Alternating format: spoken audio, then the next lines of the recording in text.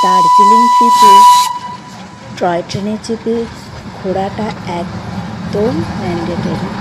তাই আমরা যখন দার্জিলিং ট্রিপ করব ঠিক করেছিলাম, তখন অনলাইনে এই টয় ট্রেনের টিকিট বুক করে নিয়েছিলাম। কারণ শুনেছিলাম দার্জিলিংয়ে গিয়ে টিকিট পাওয়া খুবই মুশকিল, প্রচণ্ড ভিড় হয়। তাই দার্জিলিং থেকে ঘুম এবং ঘুম থেকে আবার টয় ট্রেন দার্জিলিং স্টেশনে ফিরে চলে আসে। মাঝখানে বাতাসিয়া লুপে 20 মিনিট ট্যুরিস্টের জন্য দাঁড়ায় ট্রেনটা। তারপর ট্যুরিস্টরা বাতাসিয়া লুপ ঘুরে আবার ট্রেনে উঠে পড়ে। সেখান থেকে ট্রেন হুম স্টেশনে যায়। হুম স্টেশনে কিছুক্ষণ অপেক্ষা করে তারপর আবার ট্রেনটা সোজা দার্জিলিং স্টেশনে ফিরে আসে। তখন আর বাতাসিয়া লুপে দাঁড়ায়নি।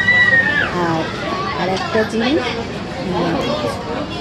এই টয় ট্রেন যেটা স্টিম ইঞ্জিন আছে তার ভাড়া হচ্ছে 1500 টাকা, আর ডিজেল ইঞ্জিনের ভাড়া হচ্ছে 1000 টাকা। ভীষণ সুন্দর পাহাড়িয়া পথ। এই টয় ট্রেনটা পুরো গোল চক্রাকারে বাতাসিয়া লুপকে ঘুরে ফিরে আসে। একদম দার্জিলিং শহরটাকে পুরো দেখা যায়। অপূর্ব সুন্দর এর পাহাড়ি সৌন্দর্য। আর দার্জিলিং থেকে টয় ট্রেনে যেতে ঘুম হয়ে আবার দার্জিলিং ফিরে আসতে মোটামুটি 2 ঘন্টার মতো সময় লাগে। কখনো একটু বেশিও লাগতে পারে, কারণ রাস্তার মধ্যে দিয়ে যেহেতু ট্রেনটা যায়, অনেক সময় জ্যামে আটকে পড়ে, এইসব বিভিন্ন কারণ থাকে।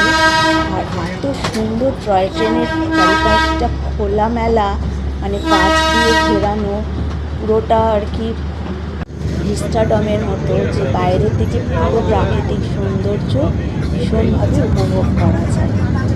আর এই জায়গাটা তোমরা দেখতে পাচ্ছ,